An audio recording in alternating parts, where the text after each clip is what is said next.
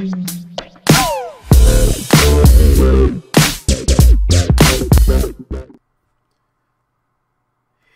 everybody, the History Guy here, and it's great to have gotten so many comments so quickly on the first battle in this new series. This is a new playthrough on Ultimate General Civil War, the Confederate campaign. This is version 0.90 of the game, and there have been a lot of changes to the campaign, so I'm eager to get into some of these bigger battles and see how those changes affect things moving forward. I appreciate all the great comments, all the input, all the positive feedback that I've received so far, and I hope that we'll continue to have that dialogue as we go along.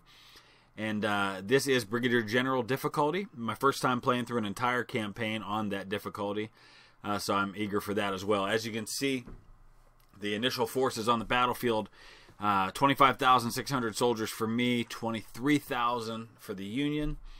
And so let's go ahead and dive right into this. I'm not going to take the time to go through all the instructions. I think most of you have either played or seen those things before and have a fairly good understanding of what to expect. If not, I'll kind of talk through. But just a couple of things in starting out, and I'm going to say this a lot during this series, I think, but some really helpful things that I've learned in my 600 or so hours of playing this game. Number one is make sure you know what the objectives are for winning and losing the battle. That's really what matters, much more than any instructions that the computer gives you at the beginning of the battle, because oftentimes you're going to be misled by what you're told to do. It's much better that you know what happened historically and what to expect in the battle. So just, for example, just because there are fortifications doesn't necessarily mean it's a good idea to hold those fortifications. Sometimes it's better to back off and consolidate your forces into a tighter circle for better defense. Just because it says you have to take an objective does not necessarily mean you have to take that objective right now. So be aware of when you actually need to do those things.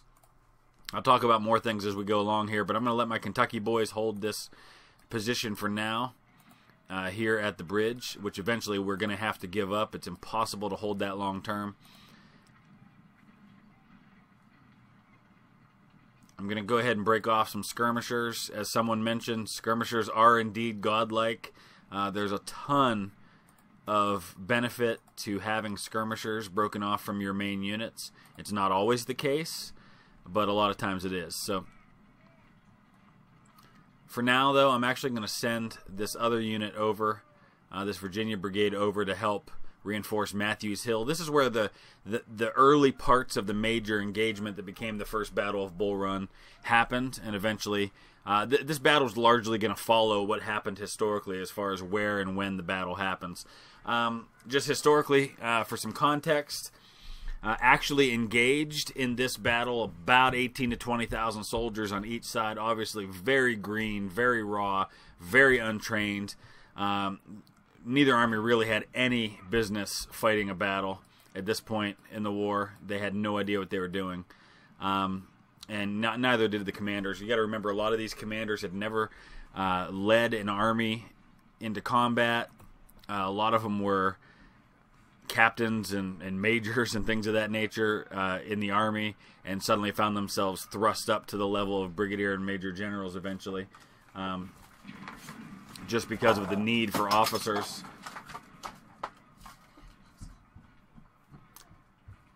So it was a badly fought battle, and honestly, I think the Union was commanded by General Irvin McDowell. He was a brigadier general at the time, and they had the initial advantage in this fight. And if they had been better led and they had gotten into that fight a little quicker and moved and taken the initiative, I think they probably could have won the battle before the South got reinforcements.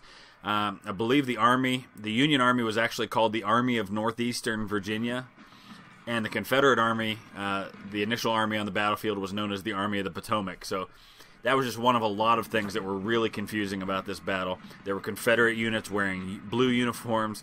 I think Stonewall Jackson was actually, he wasn't known as Stonewall until the middle of the battle, but was actually wearing a brigadier general's uniform, a Union brigadier general's uniform. And look at that. There's just one of the examples right there of the change to the game at how easily a unit surrenders now. The 2nd New York just charged into my position and immediately surrendered. So that's awesome.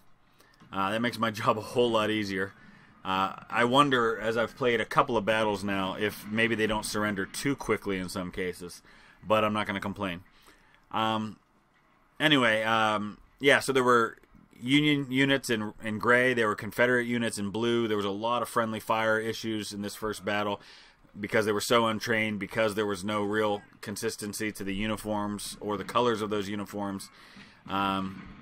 Obviously with the issues of how they were led as well. And of course, this being only about 25 miles outside of Washington, there were a lot of congressmen and people of Washington society who brought out, like, with their wives and children and had picnics to watch the battle, because this was really the first time in any of their lifetimes that a battle had been fought on American soil like that since the Revolutionary War, or since the War of 1812, I guess. But that obviously became a big issue then when the Union Army retreated in disarray because they were clogging the roads, they were clogging the bridges. You can see that scene played out in a couple of different TV series. The Blue and the Gray shows some of that, and so does North and South. Both of those obviously have a lot of fictional elements to them, but they're in the backdrop of historical events. Alright, so we're going to send the Virginia Brigade up here, but kept their skirmishers over here. And I'm in pretty good shape here to kind of just hold on to things. I don't have enough into my reconnaissance yet to even know how many men are on the battlefield for each side, but I don't think that's going to affect me a whole lot. Statistically speaking, the first battle of Bull Run, or in the South as it was known, the first battle of Manassas, ended up with about 2,700 casualties for the Union and almost 2,000 for the Confederates. And that doesn't seem like a lot in hindsight, knowing what was to come in later battles for the Civil War, but as far as American history goes, that was huge. Don't quote me on this, but that may have been the bloodiest battle in American history to that point. If not, it certainly was right up there. And it certainly opened the eyes of both sides to the fact that this was not going to be an easy war or a quick one. And they immediately began kind of revamping things, and you didn't see another major battle fought in the Eastern Theater for almost a year after that. Alright, so here comes our first reinforcements, and we're going to need to get them up there because he's going to be coming from this way before very long, and he's going to be coming with a lot of men. So we're going to rush these guys up there to get him into position. I want to keep my artillery back a little bit because eventually I am going to have to fall back. I'm not going to be able to hold that position forever. In fact, part of me almost feels like I should just go ahead and concede that now because I'm eventually going to have to fall back to Henry House Hill anyway. But we're going to go ahead and give it a fight here, give it a go. You know what? I'm having second thoughts about that. I think I'm going to pull back. This is one of those examples where I talked about know what you have to hold to win the battle. And Henry Hill is all I need to hold to win the battle. And that's not even showing up on the battlefield yet. That's going to be down here. That's where the last stand was made by the Confederates. That's where Stonewall Jackson earned his nickname. We'll talk about that more once we get to that point. But I'm going to go ahead and pull back. Makes it a lot easier because eventually I'm going to have to do that anyway. So we're just going to do it now. I'm going to bring these skirmishers over here, see if maybe I can get a little bit of flanking fire going on the 2nd Ohio here. I don't know if I'll be able to get that close or not. Yeah, it looks like I can. Awesome. A lot of men who made their name later in the war fought here at First Bull Run and did quite well for themselves. In fact, I just learned, I was reading about this just today, Adelbert Ames, who later on would become the first commanding officer of the 20th Maine Infantry, which went on to great glory at Gettysburg. And of course, Ames's second in command was Joshua Lawrence Chamberlain. Ames actually got the Medal of Honor at the first Battle of Bull Run when I think he was in an artillery regiment, an artillery battery, I should say. He had just graduated from West Point, not a whole lot before that. I think he was in the class that had just graduated, in fact. Of course, he went on to actually ended up commanding a division later in the war. He was a governor of Mississippi. And he was the last full Union general. I shouldn't say full general as in like a 4-star. I mean like he was an actual rank of general rather than just a brevet rank. He was the last Union general to survive. Died when he was 97 years old in the 1930s. But Ames was with the 5th U.S. Artillery at First Bull Run. And he was a first lieutenant at the First Battle Bull Run. He was badly wounded in his thigh but refused to leave his guns. And many years later, in 1893, they gave him the Medal of Honor for his actions at First Bull Run. So far, so good. Of course, they're taking Matthews Hill now, but that's to be expected. There's Wade Hampton's Legion. Wade Hampton's another guy who went on to great things after the war. I think he became the governor of South Carolina. So Bartow and B are not my brigades. Therefore, those casualties are not going to hurt me when I lose those men. I'm going to go ahead and reattach the North Carolina Brigade skirmishers. And I'm going to bring the Virginia Brigade skirmishers over here to see if I can get a couple more shots into them.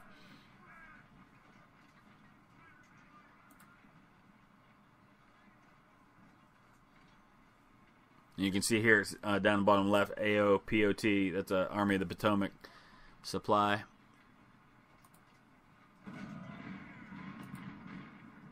And Bartow and B then are part of the Army of Shenandoah. There were really basically in this theater at the time, there were 4 armies. There was the Army of the Potomac, the Army of the Shenandoah. Those were under Joseph Johnston and PGT Beauregard. And part of what cost the Union in being so slow to attack at First Bull Run was that it allowed time for those reinforcements to arrive by rail and get into action for the Confederates. And that turned the tide of the battle.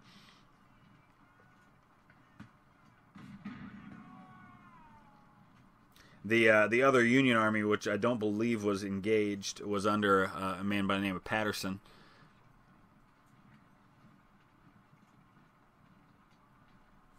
So this was, all what we're doing right now here is part of the morning phase of the battle. It's only 9 o'clock in the morning.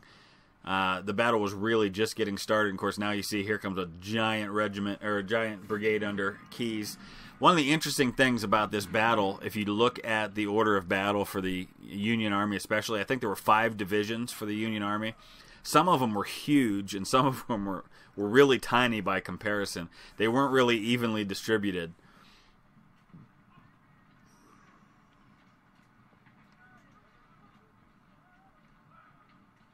But the very first shots of this battle, I think, were actually fired around 5 in the morning.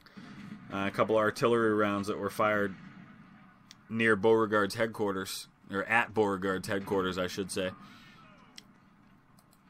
I'm going to back these skirmishers off before they get a volley poured into them by Keyes.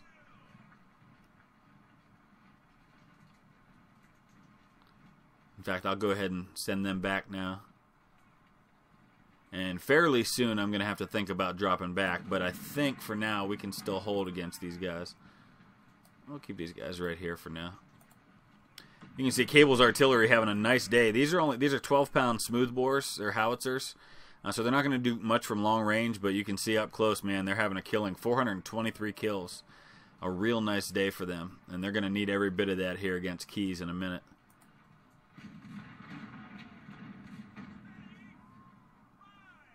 The rest of the Union Army is still kind of way back there. He's running low on ammo now. I got to be careful about my supply here. I don't want to lose all of my supply just on these units.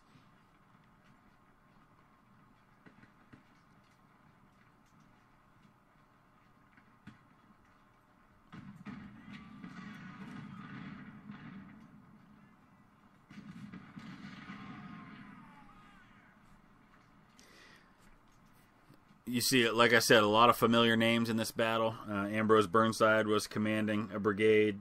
I think William Tecumseh Sherman, who was just a colonel, was commanding a brigade in this battle. George Sykes was a major at the time and went on to become a major general leading a corps. Of course, Ambrose Burnside became an army commander later in the battle. And of course, that professor from VMI, Virginia Military Institute, that nobody wanted to have for their classes because he was such a weirdo, Thomas Jackson, who I think he was a major at the start of the war. And when he resigned his commission, of course, then became a brigade commander and eventually a very skilled corps commander. And it was when his brigade that eventually was called the Stonewall Brigade, Virginia Brigade,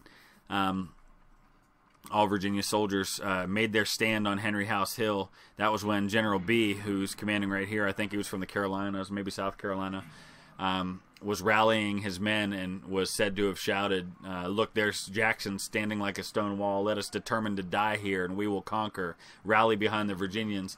Now, some people say that it was not really a compliment that he was paying to Jackson or his men at that time, that it was really a criticism. We'll never know because B was actually mortally wounded not long after he said those words at the battle. But the name stuck not only to Jackson as a man, but also to his brigade. And they were known for the rest of the war as the Stonewall Brigade. Here comes General Sherman now. A lot of men coming down on this bridge, and I'm not going to be able to hold it for long. But I think we're going to hit our next phase here in about 5 minutes when Matthews Hill's no longer contested. And at that point, I'm going to need to get out of Dodge. I may just go ahead and do that now. Let's keep North Carolina Brigade there just a tad longer. I'm going to go ahead and fast forward here. We'll cause casualties for as long as we can right here. All right, there we go. We're going to do the withdrawal now. This is the second phase of the battle.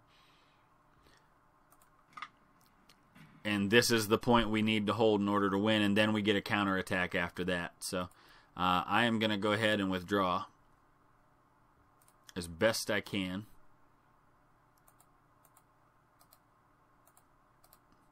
And I think I'm going to go ahead and... Well, you know what? I'm going to get reinforcements, so I'm not going to worry about bringing some of these other units over. But it looks like he's going to attack right now, so I may need to push this attack back before I withdraw. Because I think with the North Carolina Brigade, I've got enough men to do that. No, let's keep cable there for just a minute. Yeah, I'm going to try to repel this attack first, and then I'll withdraw.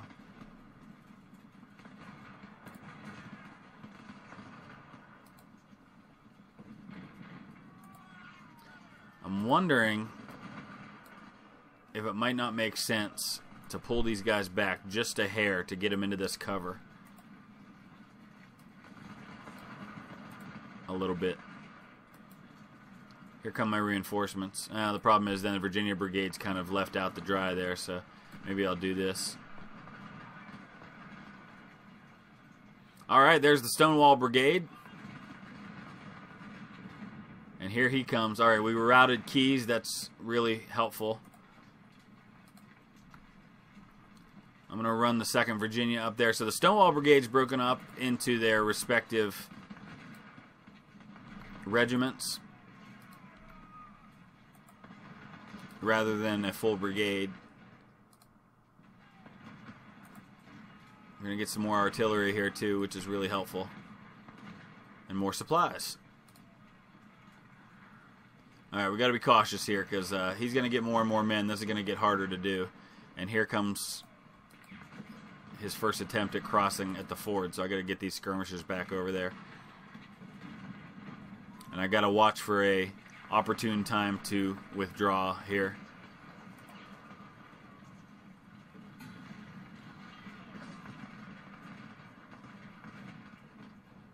Here comes Jeb Stuart and his cavalry.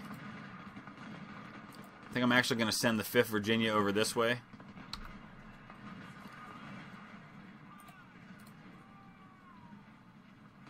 I'm definitely not going to be able to hold this for much longer.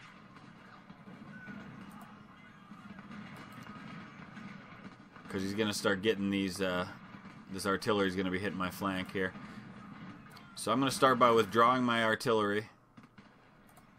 And this looks like it might be a good time to get out of dodge. Kentucky Brigade's going to have to fall back last.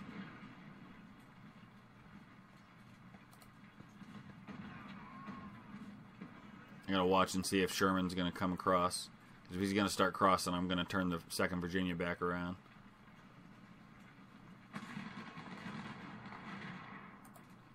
No, he's gonna send Keys. Alright, let's get out now before they get in range. I'll run them across. Porter's gonna cross down here. Oh, he's flanking. Alright, so let me pause for just a second, because one of the updates to this game mentioned that the enemy was going to get much better at flanking, and you can see it right there. I don't remember that ever happening before at this battle, that the enemy would actually try to get around my left like that.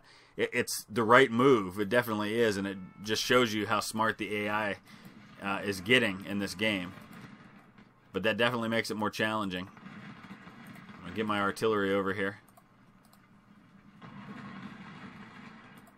2nd Virginia is trying to get across.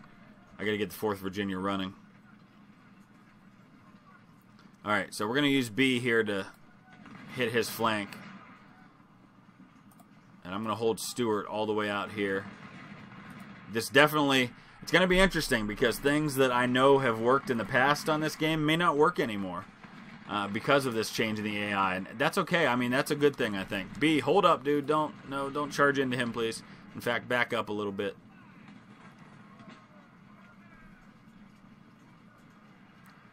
But it's definitely going to add to the challenge for sure. All right, we got to watch here because Franklin's coming at me, and there's Burnside all the way over here.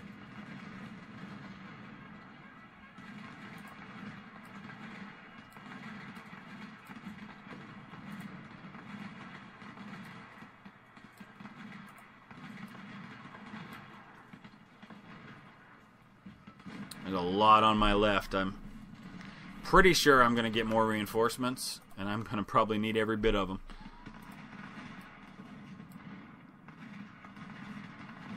Let me get one of my generals over here. Oh, Jackson's there. Okay, I'll keep Beauregard where he is. Put Jackson over here. And the history guy needs to get out because he's all by himself there. And I've still got skirmishers up there too. Honestly, Jackson should probably be over here, although he's got he's spread out. He's got half his brigade on one side and half on the other. All right, I'm going to dismount Stewart. Get him up a little farther here. There's a lot of men on this side. And they're going to overrun the 4th Virginia. I hope they don't surrender the 4th Virginia, because this is a situation where I could see them surrendering with the new surrender mechanics.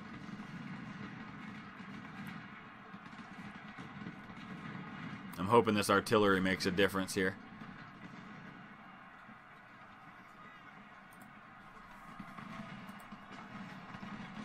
Fourth Virginia's holding their own, though they lost their commander.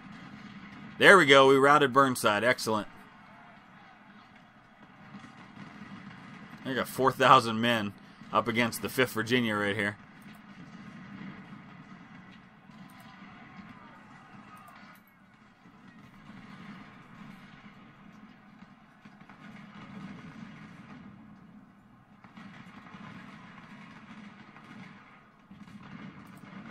I'm going to pull Hampton's Legion over here just because I feel like they're not really hitting me much in the center. And maybe I'll just keep these skirmishers out and put them right there.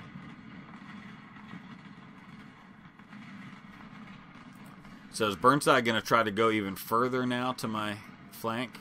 I'm going to send Stewart's cavalry over there, and I'll send Hampton to fill this gap.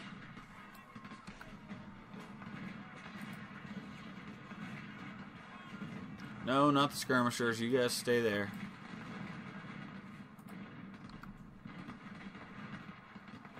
And Burnside's still fleeing, so I'm okay for now. These guys, I don't think they're going to attack. They know I'm pretty strong right here. Alright, here comes Porter.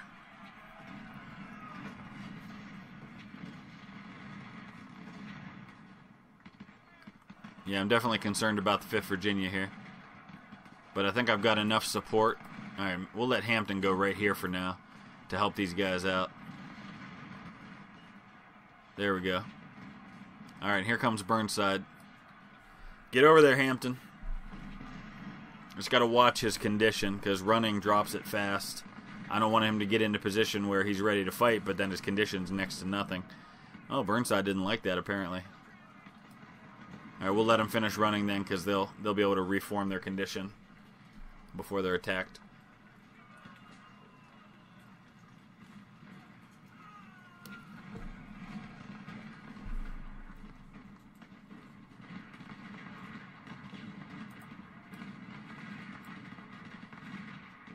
Fifth Virginia dropped back a little bit. Let's get them back up there. These guys on my right aren't even attacking.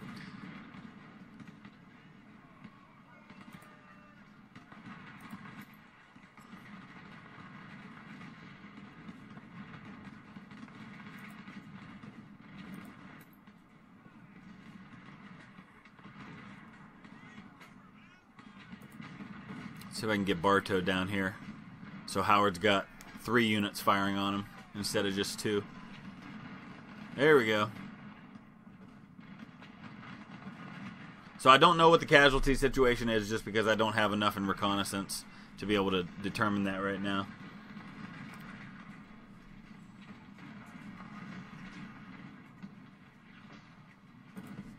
We'll go ahead and drop Bartow back.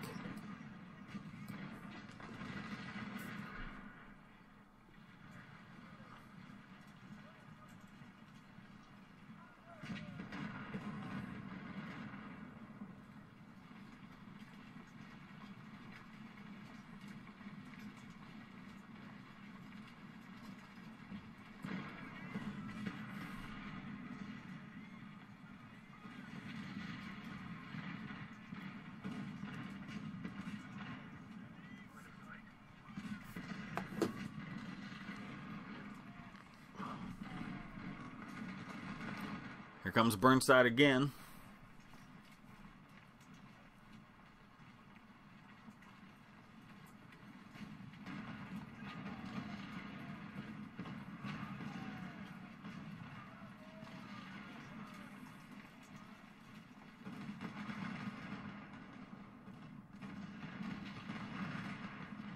Whenever absolutely possible, this is my favorite defensive position. It's kind of almost like the fishhook that the Union had at Gettysburg. You've got good interior lines. It's real easy to reinforce from one flank to the other if needed. You don't have to march all the way down from one end to the other. It's just a lot of the battlefields don't allow for this, but sometimes you can get creative if you only have a couple of objectives, or even only one in this case, and you can do this. And so in this case then you see that even though I'm greatly outnumbered on my left flank, I've got enough support elsewhere that I can hold the line.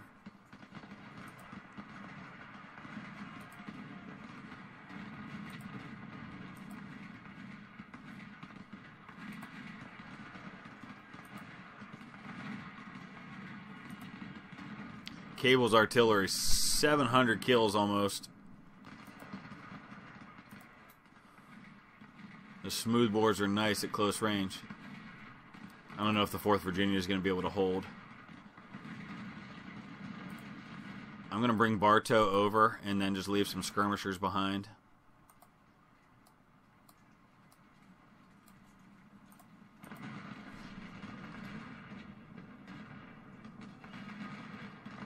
Actually, better yet, I'm going to try to get on Howard's flank with Bartow and just work my way down.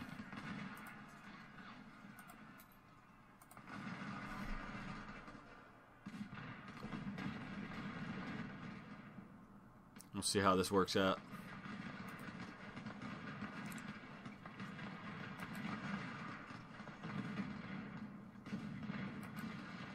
Move forward, guys. No, they wanted to fire their volley first. Now move forward, thank you.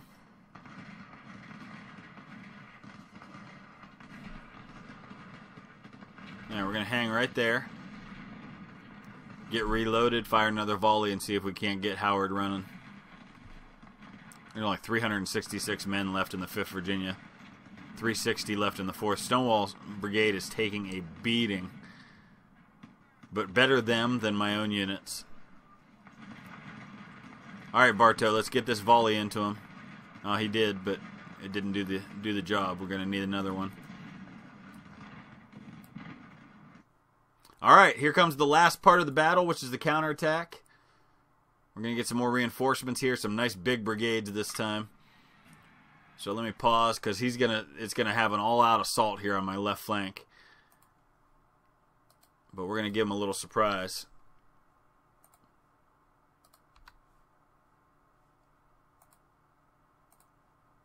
I'm going to send these guys up into the center, and then I'll figure out where they're needed once they get there. But I'm going to have everybody running, at least for now. So this is Johnston's army, the Army of the Shenandoah, just arriving by rail. And they turn the tide of this battle. I think I can get Stewart over here on Burnside's flank for now. There goes Howard. Probably going to need some of these guys over here, I'm guessing.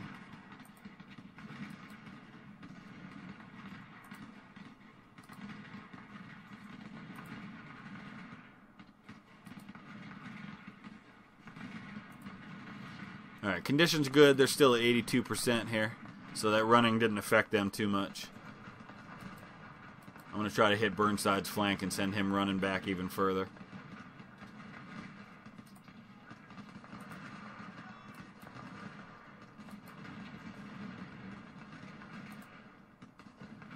Here we go.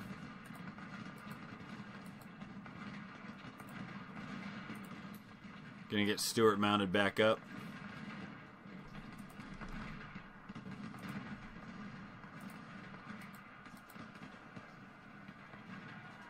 Here comes Sherman across the river at the 2nd Virginia. Just in time for Bonham to get into position. We're going to stop him from running now. I want him to recondition a little bit. Let's get Ewell over there too. 2nd Virginia's routing. We'll get Holmes up here into the center. I might not even need Cock over here. He might be better used on the other side.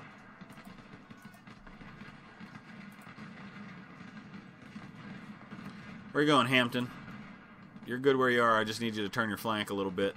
Oh, that's because Porter's there. Alright, let's go ahead and keep Cock here for now.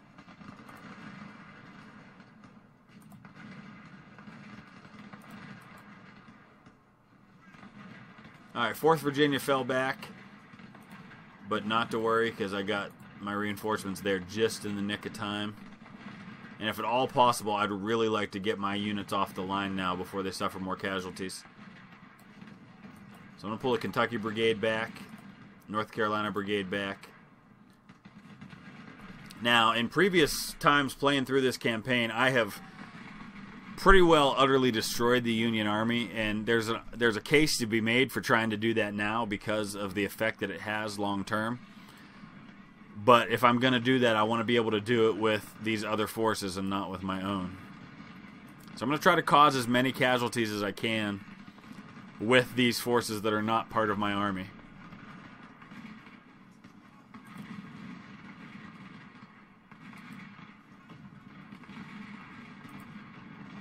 Virginia Brigade, for now, I can't get out of there until I get some reinforcements up here.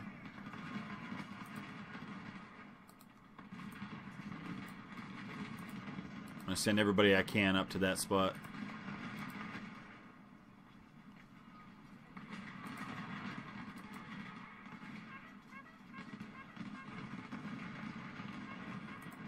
Alright, let's try and destroy Burnside right here. Let's get him. Get him, guys. Get him. Make him surrender. That's 2,000 Union soldiers that we can pluck from the army.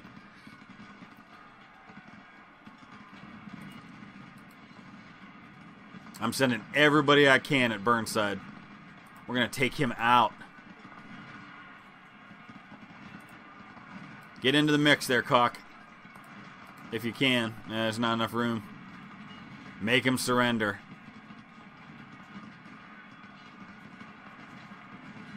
Let me check and see what's going on elsewhere. I really want to get the Virginia Brigade off the line when I can. If I can.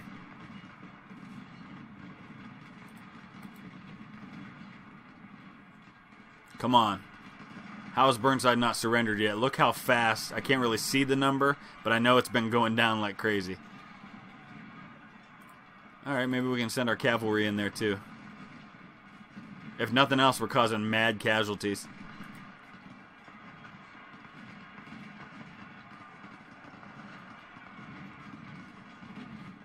Alright, I'm going to turn Cock up at Howard now. I should have enough here to finish Burnside off.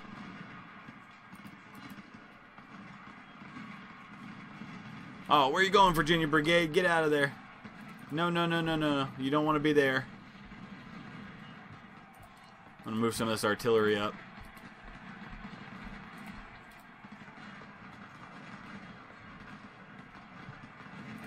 There we go. Let's get them out.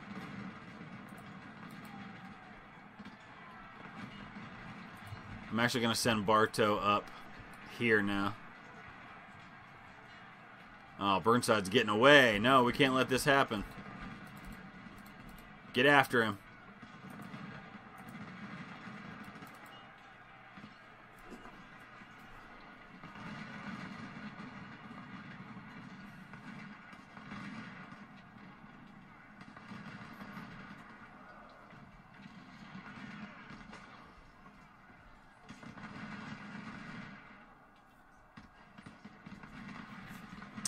Alright, just an hour and a half to go here. No, no, don't give up on Burnside. Get after him.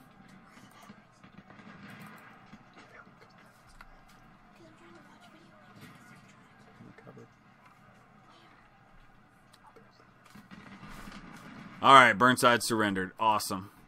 That's 2,000 fewer men the Union Army has than a few minutes ago.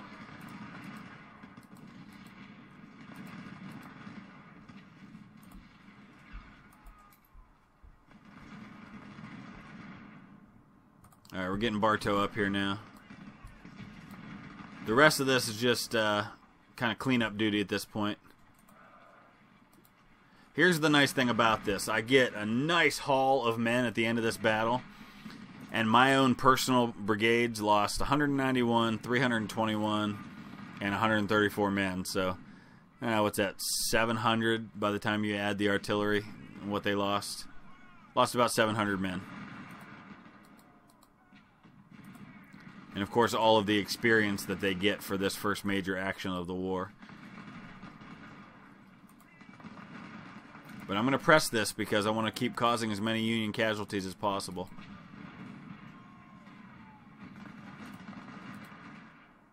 But we'll go ahead and speed things up to the end.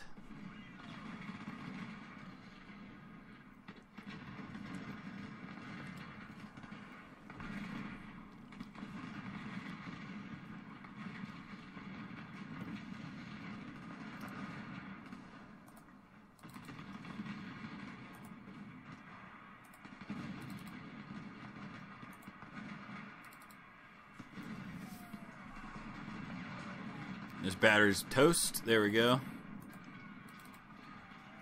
We might have caught Franklin. Cock's not in condition to be able to charge.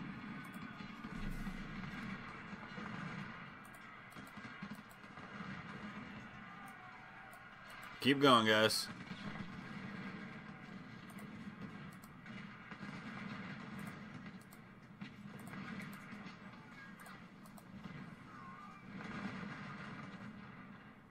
I'm going to send B over here to deal with Wilcox.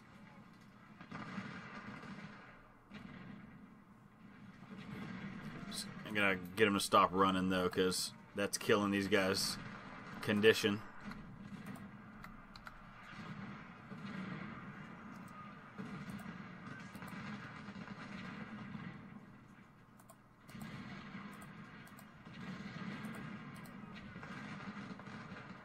Only 39 minutes left. A nice overwhelming victory for my forces. Hawk's still at 0% condition. Smith's only at 15%, so I really don't have the ability to press this a whole lot right now. Just get into a shooting match and hopefully cause a lot of casualties that way.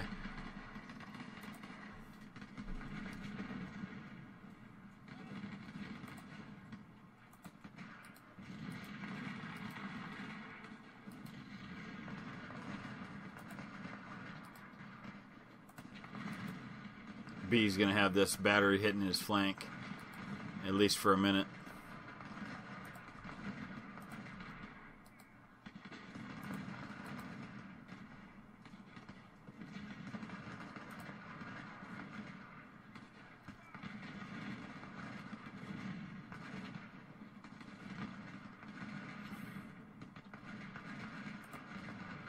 Take him out, Hampton.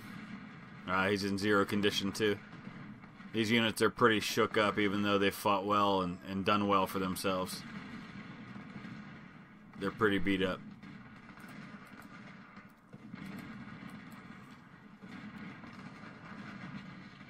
All right, there we have it. So my 23,000 men to start the battle and his 21,000 men to start the battle result in almost 10,000 Union casualties, 3,400 for myself, but very few among my actual units, as we can look at that here. We can look at the losses. And as you look at my brigades, 321 there, 191 there, 157 there. So really, of my brigades, the Kentucky Brigade had the best day, but of course they were manning the Stone Bridge, so that makes a lot of sense.